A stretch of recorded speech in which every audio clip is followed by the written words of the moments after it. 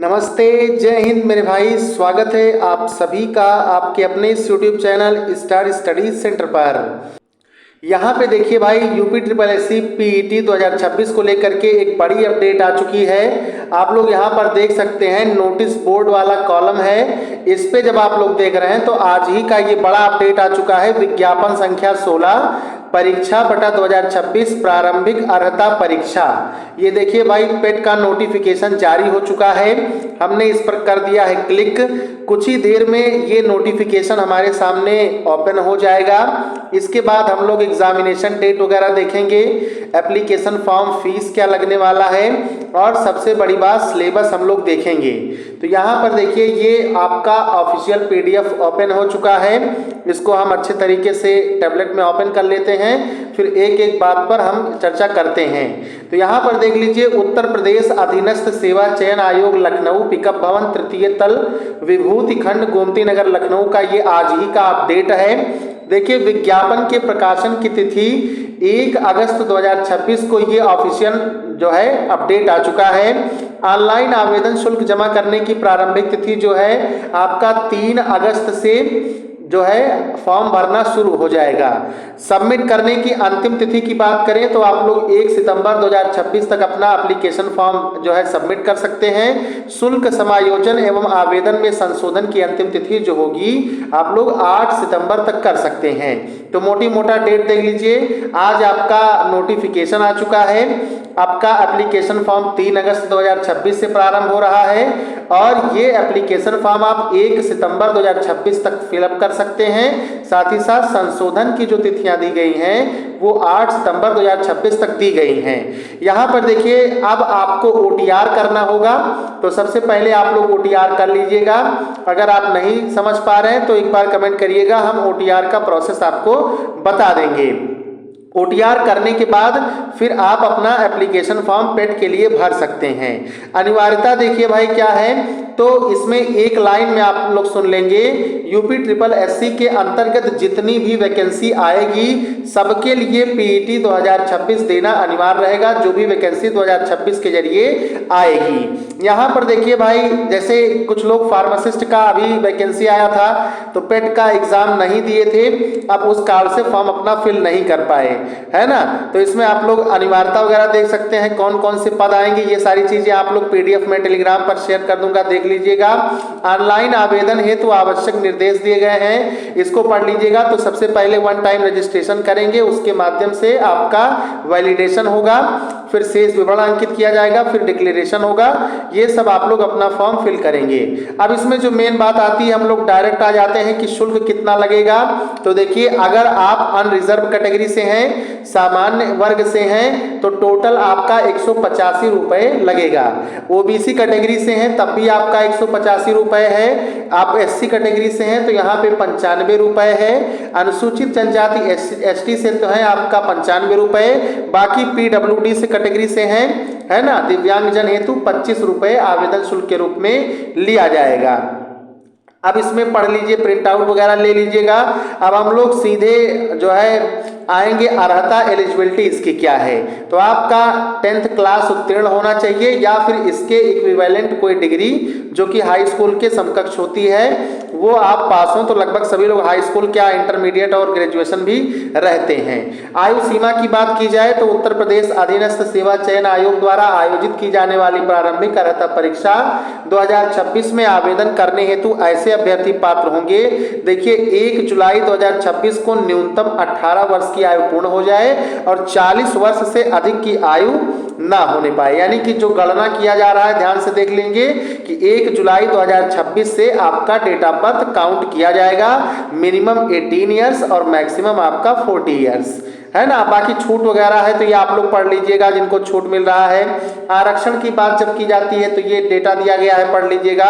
अब परीक्षा योजना एवं पाठ्यक्रम की हम लोग बात करेंगे तो इसमें देखिए सारी चीजें दी गई हैं। टोटल 100 क्वेश्चंस पूछे जाएंगे और आपके 100 मार्क्स के टोटल क्वेश्चंस होंगे, है ना।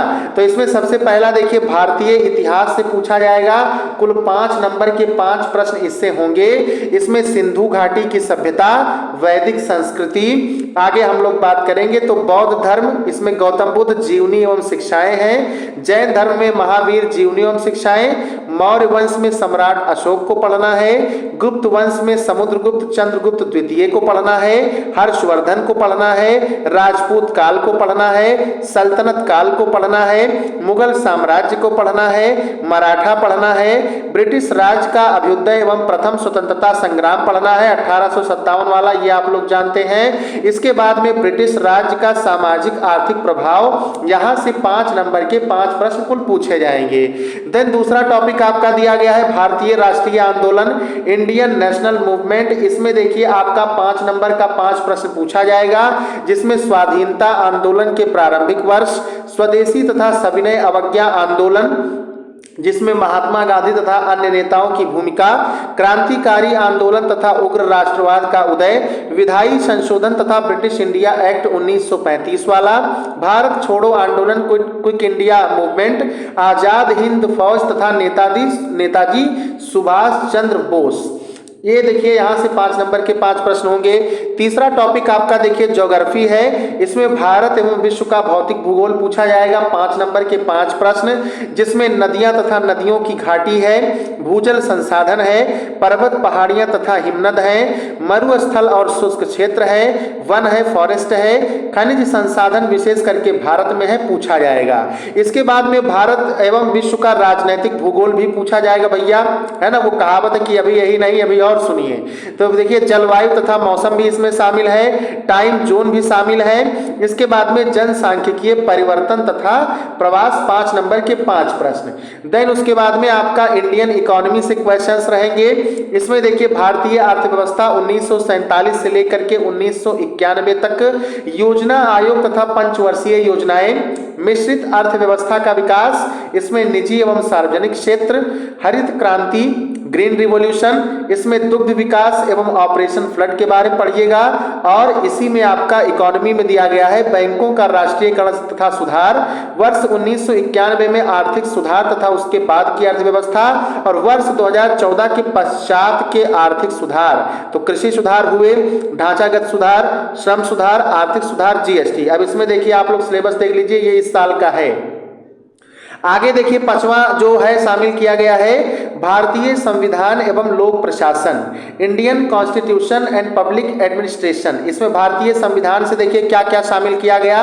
तो भारतीय संविधान की मुख्य विशेषताएं, जनरल कैरेक्टरिस्टिक्स, और आपके यहाँ पे राज्य के नीति निर्देशक सिद्धांत, मौलिक अधिकार एवं कर्तव्य, संसदीय प्रणाली है, पार्लियामेंट्री सिस्टम, संघीय प्रणाली, संघ एवं केंद्र शासित प्रदेश, केंद्र राज्य संबंध, न्यायिक ढांचा, सर्वोच्च न्यायालय और उच्चतम न्यायालय या उच्च न्यायालय है ना, सर्वोच्च न्यायालय के बाद उच्च न्यायालय, जिला प्रशासन पढ़ेंगे, और स्थानीय निकाय तथा पंचायती राज संस्थाएं। पॉलिटी से भी देखिए आपके सिर्फ 5 नंबर के 5 प्रश्न पूछे जाएंगे। सामान्य विज्ञान में देखिए है ना, एलिमेंट्री फिजिक्स, एलिमेंट्री केमिस्ट्री और एलिमेंट्री आपका प्रारंभिक जीव विज्ञान है, 5 नंबर के 5 प्रश्न पूछे जाएंगे, है ना। एलिमेंट्री अरिथमेटिक से देखिएगा, एलिमेंट्री अरिथमेटिक से देखिए पूर्ण संख्या, भिन्न तथा दशमलव, परसेंटेज है, साधारण अंकगणितीय समीकरण, वर्ग एवं वर्गमूल, घातांक एवं घात, और आपका एवरेज 5 नंबर का 5 प्रश्न पूछा जाएगा। इसके बाद में जनरल हिंदी है, इसमें संधि, विलोम शब्द, पर्यायवाची शब्द, वाक्यांशों के लिए एक शब्द, लिंग, यहाँ पर भी देखिए 5 नंबर के 5 प्रश्न पूछे जाने हैं। हिंदी में कुछ टॉपिक्स आपके दिए गए हैं, समश्रुत भिन्नार्थक शब्द, मुहावरे, लोकोक्तियां, सामान्य अशुद्धियां, और लेखक एवं रचनाएं गद्य एवं पद दोनों। जैसे पूछा जाए कि आंगन के पार द्वार के लेखक कौन है, तो सभी लोग कमेंट करके बताइएगा आंगन के पार द्वार के जो है कवि या लेखक कौन है।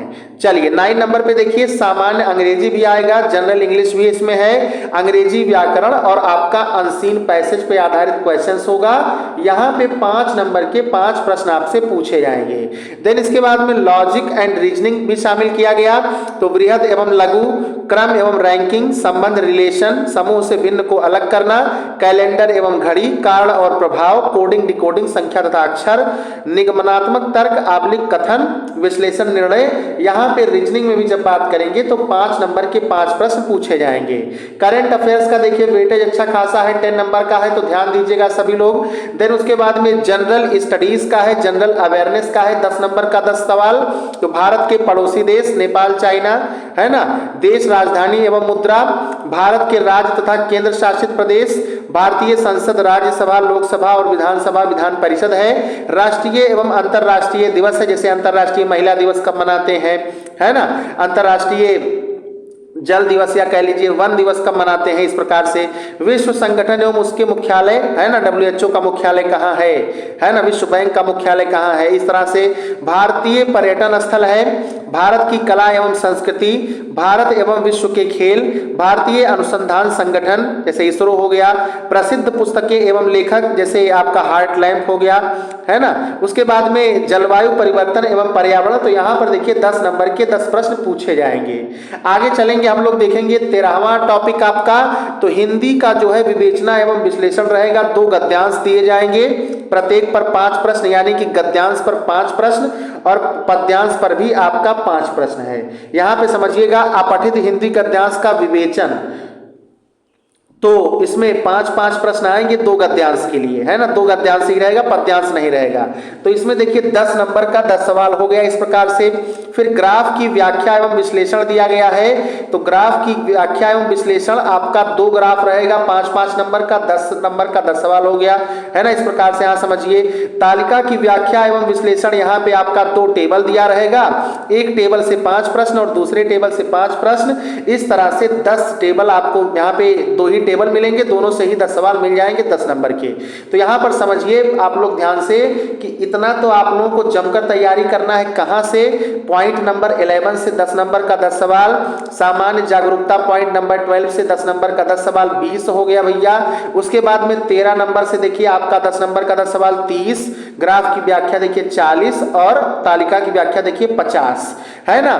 तो पॉइंट नंबर 11 से आपका और पॉइंट नंबर 15 तक देखिए 50 क्वेश्चंस, 50 नंबर यहीं पर आपका हो गया। फिर क्रम संख्या देखिए, अब शर्तें जो दी गई हैं, क्रमांक 1 से 9 पर अंकित शैक्षणिक विषयों से संबंधित प्रश्नों की जो कठिनाई का स्तर होगा वो NCERT द्वारा सेकेंडरी या फिर सीनियर सेकेंडरी यानी 10th 12th लेवल का होगा। परीक्षा का जो प्रकार है वो वस्तुनिष्ठ प्रकृति का होगा और बहुविकल्पीय प्रश्नों पर आधारित होगा। 1 क्वेश्चन दिया जाएगा और 5 उसके विकल्प रहेंगे, जिसमें से 5वां विकल्प ई उपयुक्त में से कोई नहीं। आगे देखिए प्रत्येक गलत उत्तर के लिए 1/4 की नेगेटिव मार्किंग भी है, तो यह भी आप लोग देख लीजिए। लिखित परीक्षा के लिए संबंध में विशेष नोट यही है, इसमें कहा गया है कि नॉर्मलाइजेशन अगर 1 से अधिक पाली में होता है, जो कि होता ही है, फॉर्म ज्यादा आ जाता है। वैधता अवधि देखिए कि ये 3 साल तक आपका प्रभावी रहेगा, है ना। कितने साल तक प्रभावी रहेगा? तो 3 साल तक आपका सर्टिफिकेट प्रभावी रहेगा। अब इसके बाद में देखिए आरक्षित श्रेणी के सभी अभ्यर्थी आवेदन में अपनी श्रेणी अवश्य अंकित करें, है ना। अब जनरल है तो जनरल बताइए, इस प्रकार से। बाकी आदि चीजें इसमें PDF में लिखी गई हैं, ये सब हम टेलीग्राम पर शेयर कर देंगे, या फिर कैसे डाउनलोड करना है वो तरीका भी मैंने आपको बता दिया है। तो सब कुछ आप लोग क्या करेंगे, डाउनलोड कर लेंगे खुद से भी, है ना। अब यहाँ पर देखिए करंट अफेयर GK GS की तैयारी करने के लिए आपको क्या करना है, 88 74 67 33 51 पर मैसेज कर देना है, व्हाट्सएप कर देना है। तो आप लोग PDF ग्रुप को ज्वाइन कर लेंगे, 199 रुपीज रखा गया है ना। और ये जब तक एग्जाम नहीं होगा तब तक आपका एप्लीकेबल रहेगा। उसके बाद में आप क्या कर सकते हैं, जो क्लासेस YouTube पर चलेंगी उनको बिल्कुल फ्री ऑफ कॉस्ट एंजॉय कर सकते हैं, देख सकते हैं बढ़िया से। अब इसका मतलब ये नहीं कि YouTube पर क्लास चल रही है तो उसमें क्वालिटी नहीं है। फार्मासिस्ट का एग्जाम हुआ यूपी में, ऐसे ही BCG टेक्नीशियन का एग्जाम हुआ और सभी परीक्षाएं हुई हैं, उनमें करंट अफेयर्स का आप लोग जलवा देख ही सकते हैं। तो चलिए मिलते हैं नेक्स्ट अपडेट के साथ। जय हिंद, जय भारत, वंदे मातरम।